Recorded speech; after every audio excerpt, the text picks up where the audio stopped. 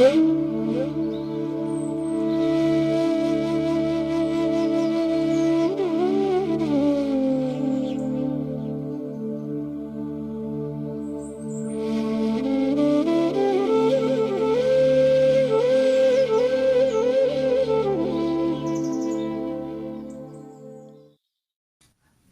नमः श्री अतिराजाय विवेकानंद सूरये सच्चिद सुख स्वरूपाय स्वामिनी तापहारिणी। শ্রী শ্রী ঠাকুর, শ্রী শ্রী মা এবং স্বামীজি মহারাজের রাতুল চরণে ভুলুণ্ঠিত প্রণাম জানাই। আজ অতি পবিত্র দিন, পুণ্যদিন, মহাদিন। আজ যুগাচার্য স্বামী বিবেকানন্দের পুণ্য আবির্ভাব তিথি। এই শুভ আবির্ভাব তিথির পুণ্য পবিত্র লগ্নের সকালে আমরা স্বামীজি মহারাজকে স্মরণ করি, ভুলুণ্ঠিত হয়ে প্রণতি জানাই তাঁর চরণে। আর সারাটা দিন যেন গুনগুন করে স্বামীজির কথা ভাবি, স্বামীজির ভাবে চিন্তায় আমরা যেন আজকের সারাটা দিন অতিবাহিত করতে পারি। স্বামীজির ভাবনায় যেন আজকে আমরা প্রত্যেকে নিজের নিজের মতন করে একটু সেবা পূজা নিবেদন করতে পারি। কেন? আমরা সকলে আনন্দের অমৃতের সন্তান। স্বামীজিকে একবার কেউ বলেছিলেন, স্বামীজি আপনি এত হাসেন কেন? আপনি না আধ্যাত্মিক মানুষ? এই প্রশ্ন শুনে স্বামীজি হাসতে হাসতে আরো উচ্ছল হয়েছিলেন। বলেছিলেন, আরে আধ্যাত্মিক বলেই তো হাসি, আমরা তো পাপী নই, আমরা আনন্দের অমৃতের সন্তান। স্বামী বিবেকানন্দের এই হাসি খুশি ভারী চেহারার দিকে তাকিয়ে পাশ্চাত্য দেশের অনেকের চোখে এবং মনে একটা অনুচ্চারিত জিজ্ঞাসা জেগে থাকত, কোথায় এর সেই আধ্যাত্মিক মানুষের যোগ্য ছুঁচলো মুখ, কোথায় এর সেই পাকানো শীর্ণ চেহারা, এতখানি সহাস্য মেদ? স্বামীজি উত্তরে বলেছিলেন, আধ্যাত্মিক মানুষেরা আনন্দে মোটা হয়, আমি মোটা মানুষ, সুতরাং আমি আধ্যাত্মিক মানুষ। এই কথা বলার সময় কৌতুকে ঝিঁকিয়ে উঠত তার চোখ। এই দুটোই স্বামীজির উত্তর। অর্থাৎ তিনি যখন বলছেন আমরা আনন্দের অমৃতের সন্তান, তখন সেই উত্তর এসছে গভীর সত্তা থেকে। আর যখন তিনি আধ্যাত্মিকতার সাথে স্থূলত্বের সম্পর্ককে বিচিত্র যুক্তি দিয়ে উপস্থাপিত করছেন, তখন সেই কথাগুলির উৎস মুখে রয়েছে চতুর এবং মধুর বুদ্ধি। তাই বিবেকানন্দ হাসছেন, বলছেন তোমরা সবাই হাসো, আবার নিজে কেঁদে বলছেন তোমরা কাঁদো, তোমরা জাগো, জাগো মহাপ্রাণ, জগৎ দুঃখে পুড়ে খাক হয়ে যাচ্ছে, তোমার কি নিদ্রা সাজে? কাঁদতে ভয় পাও কেন? কাঁদো, কেঁদে কেঁদে তবে চোখ সাফ হয়। ক্ষীর ননি খেয়ে তুলোর ওপর শুয়ে এক ফোঁটা চোখের জল না ফেলে কে কবে বড় হয়েছে, কার ব্রহ্ম কবে বিকশিত হয়েছে। ব্রহ্ম যখন বিকশিত হয় তখন তা মানুষকে কাঁদায়। এক সন্ধ্যায় এক মহিলা কাঁদছিলেন, কারণ সেদিন তিনি স্বামী বিবেকানন্দের ভাষণ শুনেছেন এবং সেদিন কথা বলতে বলতে স্বামীজির স্বর মৃদু থেকে মৃদুতর, মৃদুতম হয়ে উঠেছিল, যেন এক দূর অপরিচিত স্বর অজ্ঞাত বেদনার চেতনায় শ্রোতাদের অভিভূত করে ফেলেছিল। বক্তৃতা শেষে চলে যাবার আগে বক্তাকে বিদায় সম্ভাষণ জানাতেও তারা ভুলে গিয়েছিল। পাশের ঘরে গিয়ে কেঁদেছিলেন সেই মহিলা। কেন? তার বুদ্ধির পরাজয়ের লজ্জায়, তার বোধির উদ্বোধনের যাতনায়। বলেছিলেন, that man has given me eternal life, I never wish to hear him again. অনন্ত জীবনে তুলে দিয়েছেন ওই মানুষটি আমাকে, ওর কথা আর আমি শুনতে চাই না। বিবেকানন্দ মানুষকে অনন্তের সন্ধান দিয়েছেন, অনন্ত জীবনে তুলে দিতে পারতেন। এবং ব্রহ্ম বিকশিত হলে মানুষ শুধু কাঁদে না, সে হাসে।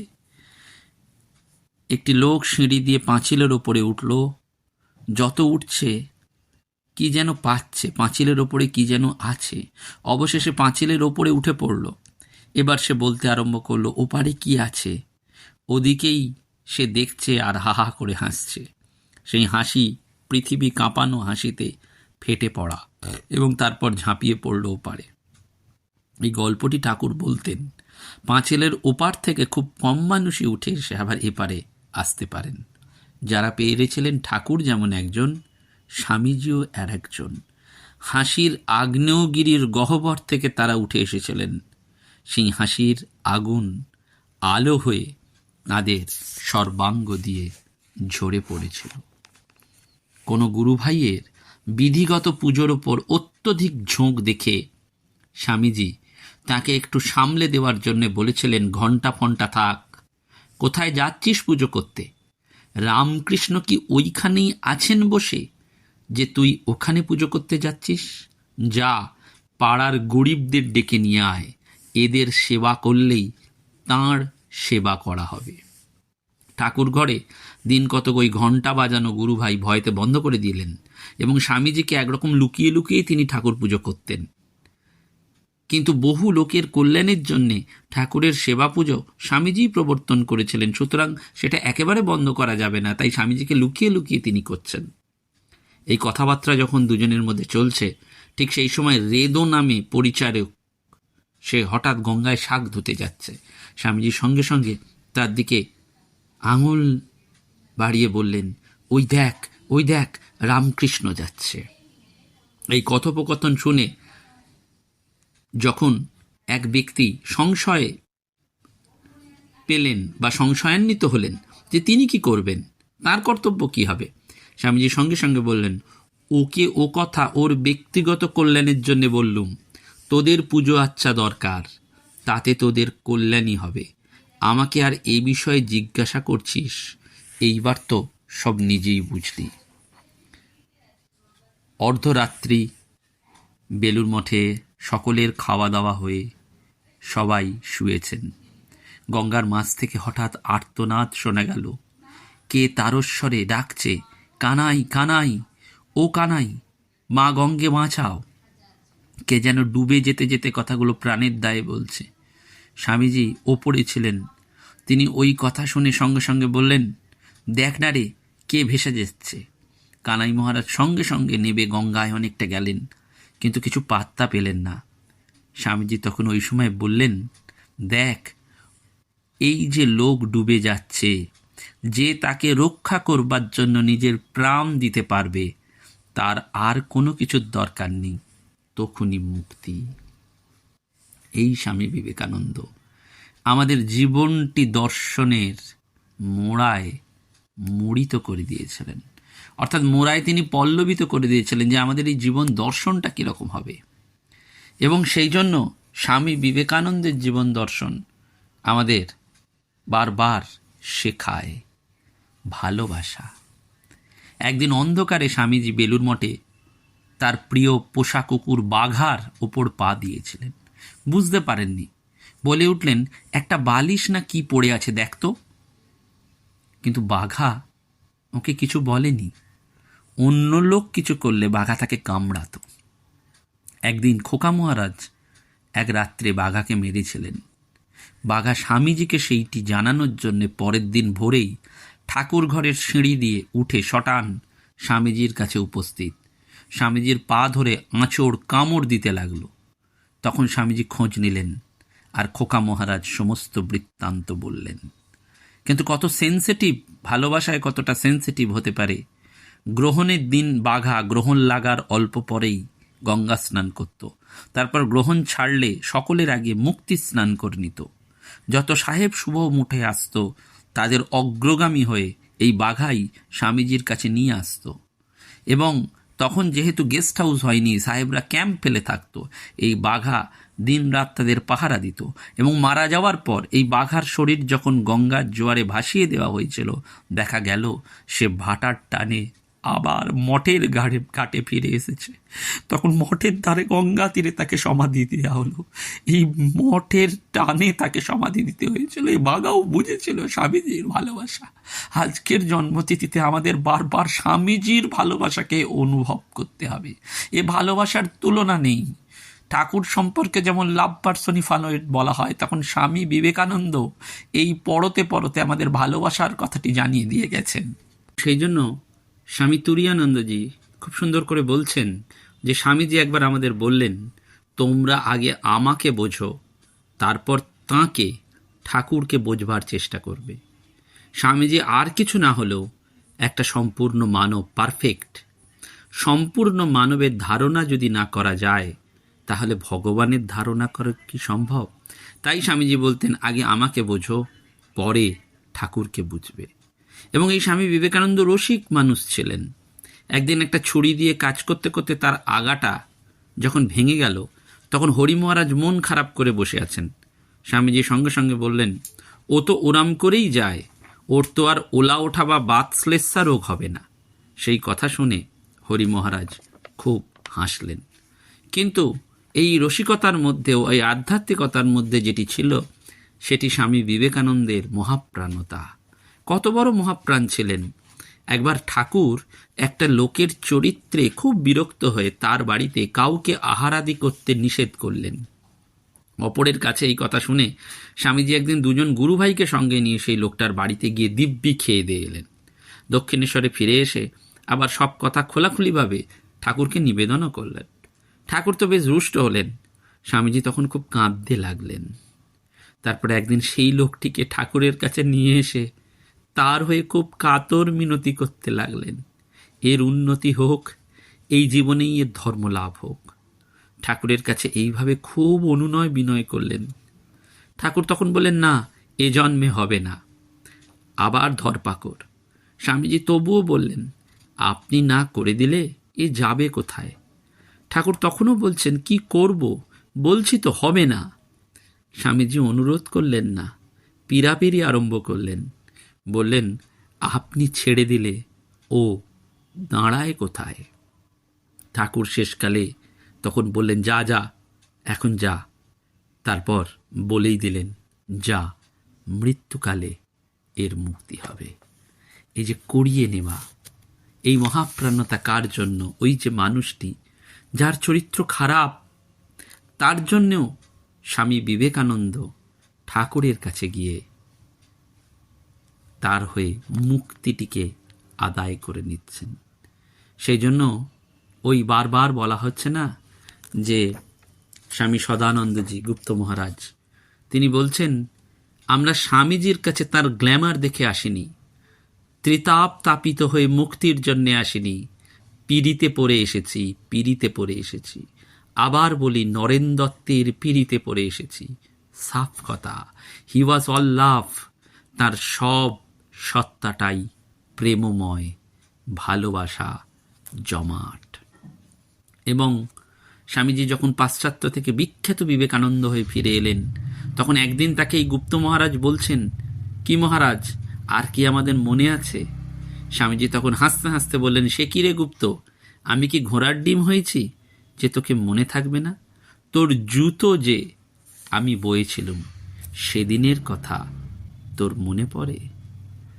সেই জন্য স্বামীজি বারবার বলেছিলেন গুপ্ত মহারাজ, স্বামীজিকে গুপ্ত মহারাজ বলেছিলেন, নরেন দত্তের চেলা আমেরিকার গ্ল্যামার দেখে আসেনি।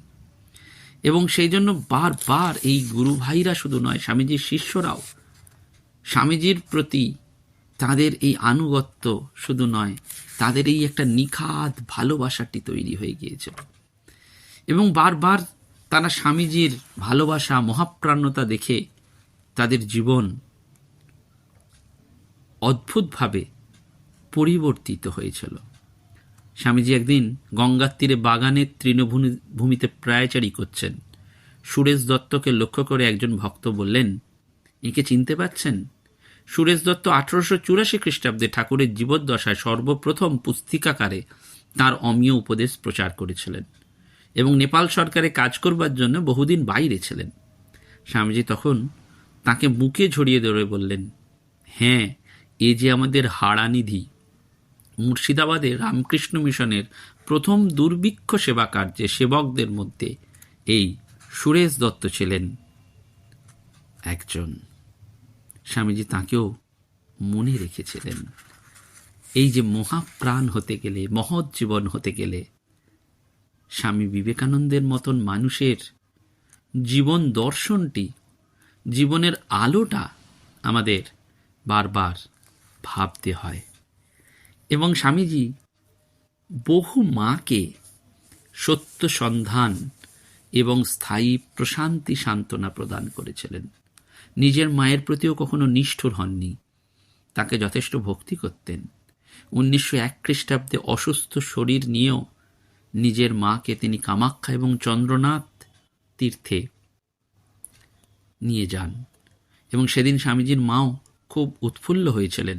স্বামীজি মধ্যে মধ্যে মা এবং দিদিমাকে বেলুর থেকে উপঢৌকন অর্থাৎ ফল মূল তরি তরকারি পাঠিয়ে তত্ত্ব দিতেন, আর বিশেষ দরকার হলে রাখাল মহারাজকেও মায়ের কাছে পাঠিয়ে দিতেন। একদিন রাত্রে সিমলায় মায়ের কাছে খাওয়া দাওয়া করে হেঁটে হেঁটে উনি বাগবাজারের দিকে যাচ্ছেন। সুরেন্দ্রনাথ দত্ত তিনি সঙ্গে। বেথুন কলেজের ফুটপাতে একটা ভিখারি পয়সা চাওয়াতে পকেটে একটা কি ছিল না দেখেই ফেলে দিয়ে শটান চলে গেলেন।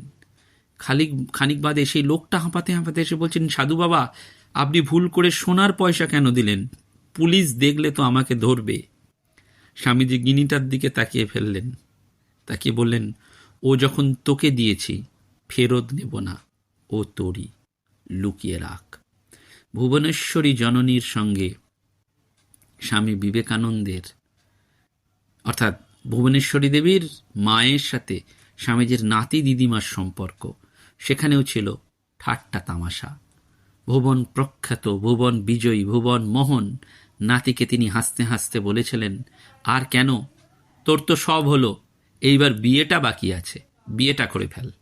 স্বামীজি শুনে হাসির একেবারে হররা তুললেন। ওই কথার উত্তরে কি আর বলবেন, রহস্যের অধিকার মাতামহীকে দিলেন।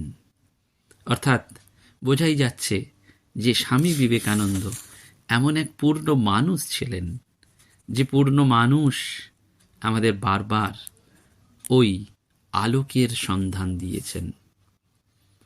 একদিন বিভিন্ন কলেজের কয়েকজন যুবক বন্ধুর সাথে স্বামীজির কাছে বেলুর মঠে গেছেন সুরেন্দ্রনাথ দাশগুপ্ত। অনেক কথা হচ্ছে, প্রশ্ন করা মাত্র মুহূর্তের মধ্যে কনক্লুসিভ জবাব দিচ্ছেন স্বামীজি।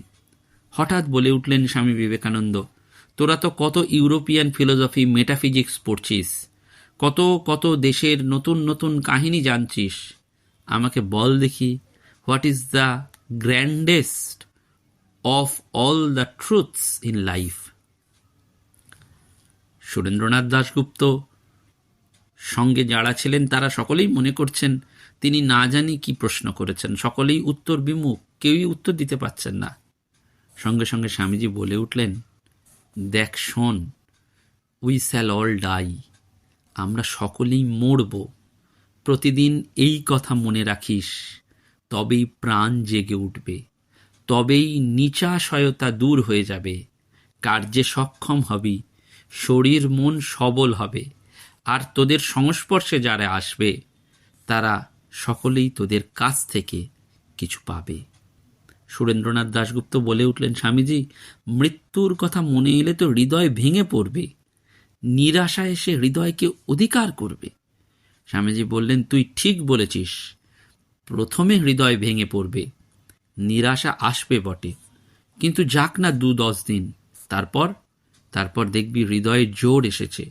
মৃত্যু চিন্তা সর্বদা হৃদয় থেকে তোদের নবীন জীবন দান করছে, প্রতি মুহূর্তে রক্ত মাংসের নশ্বরতা জানিয়ে দিয়ে তোকে চিন্তাশীল করে তুলছে। 2 দিন যাক, 2 মাস, 2 বছর যাক, দেখবি তুই সিংহ বিক্রমে জেগে উঠছিস, ক্ষুদ্র শক্তি মহৎ শক্তি হয়ে উঠেছে। মৃত্যু চিন্তা কর দেখি, দেখবি তোরা নিজেরাই উপলব্ধি করবি, কথায় আমি আর কি বোঝাবো। আজকের এই পবিত্র পুণ্য দিনে আমরা স্মরণ করব স্বামীজিরই কথা। আমরা সর্বশক্তিমান ঈশ্বরের সন্তান, আমরা অসীমের অংশ, আমাদের ঐশ্বরিক তেজ। কে বলে আমরা কিছুই নই, আমরাই সব। আমরা যে কোনো কাজ করিতে প্রস্তুত, আমরা সব কিছুই করতে পারি এবং সব কিছুই করব। স্বামীজি নিজেই বলছেন, আমি ভক্তি বা মুক্তির ধার ধারি না, অন্যের ভালোর জন্য আমি শত সহস্র নরকে যাইতে পারি, ইহাই আমার ধর্ম। অর্থাৎ স্বামী বিবেকানন্দ যেন নতুন করে আমাদের মানুষের চেতনাকে জাগিয়ে দিলেন, এবং জাগিয়ে শুধু দিলেন না, বারবার মনে করিয়ে দিলেন যে ধর্মে এক বিন্দুও আঘাত না করিয়া জনসাধারণের উন্নতি বিধান। স্বামীজি বারবার দরিদ্রের কুটিরেই আমাদের জাতীয় জীবন যে স্পন্দিত হচ্ছে সেটিকে স্মরণ করিয়ে দিয়েছেন। আমাদের শিক্ষা, আমাদের সমাজ ব্যবস্থা, আমাদের সেবা ভাবনা, আমাদের দেশভক্তি, আমাদের আধ্যাত্মিক প্রেরণার কারী হিসাবে তিনি আমাদের বারবার এগিয়ে দিচ্ছেন, আমাদের সকলকে স্মরণ করিয়ে দিচ্ছেন সাধুরূপী ভগবান, শঠরূপী ভগবান, লম্পটরূপী ভগবান। ওই যে ঠাকুর যেমন সত্য সত্যই মানবরূপে ঈশ্বর সর্বত্র বিরাজমান, এটি অনুভব শুধু করেননি, প্রত্যক্ষ করেছিলেন। স্বামীজিও সেটি বুঝতে পেরেছিলেন, শুধু বোঝেননি, আমাদের বারবার তিনি সেই সমাজ করলেন, জগৎ করলেন, এবং আমাদের মধ্যের যে আধ্যাত্মিক চেতনা সেটিকে জাগ্রত করেছিলেন। এবং মানুষের প্রতি তার সহানুভূতি এতটাই প্রবল ছিল যে গিরিশচন্দ্র ঘোষকে তিনি বলেছিলেন, দেখো ঋষি, আমার মনে এখন এই চিন্তা এসেছে যে জগতের দুঃখ মোচনের জন্য এমনকি একজনেরও যদি সামান্য যন্ত্রণা লাঘব করবার জন্য আমাকে সহস্রবার জন্মগ্রহণ করতে হয়, তাহলে তা হাসি মুখে আমি মেনে নেব। আমি ভাবি, ওহ, আমার একার মুক্তিতে কি হবে, আমি আমার সঙ্গে প্রত্যেককে সেই মুক্তির পথে নিয়ে যাব। মহৎ হৃদয়ের সেবাব্রত সম্পর্কে যে আত্ম উপলব্ধি, সেটি আমাদের বারবার স্মরণ করায়। তার সেই মাতৃসুলভ কোমল অন্তর মানুষের দুঃখ দুর্দশার দৃশ্যতে শুধু অভিভূত হতো না, কাঁদত। সেজন্য ভারতবর্ষের জন্য, ভারতবর্ষের মানুষের যন্ত্রণা লাঘব করার জন্য তিনি সমগ্র জীবনটি উৎসর্গ করলেন, এবং শুধু উৎসর্গ করলেন না, আমাদের বুঝিয়ে দিয়ে গেলেন যে শুধুমাত্র আত্মকেন্দ্রিক জীবন নয়, সমাজ জীবনের মূল্যবোধকেও ধরে রাখতে হবে।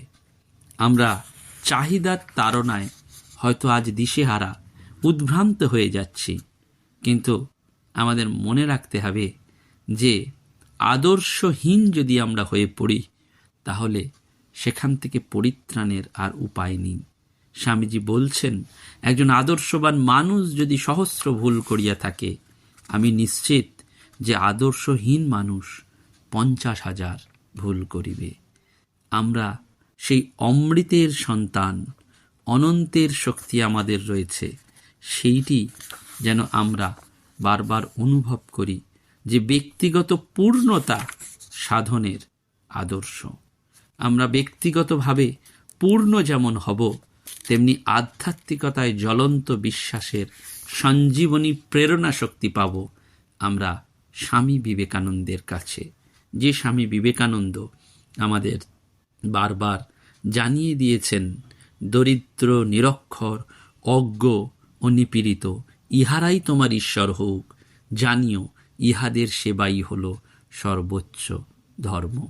আমরা যে ধর্ম, আধ্যাত্মিকতা সব কিছু নিয়ে ভাবছি, সেখানে বারবার যেন স্মরণ রাখি স্বামীজির সমগ্র জীবন এবং দর্শন ছিল মানব কেন্দ্রিক, এবং স্বামীজি প্রকৃতপক্ষে চেয়েছিলেন এমন একটি ধর্ম যার কেন্দ্রবিন্দু হবে মানুষ।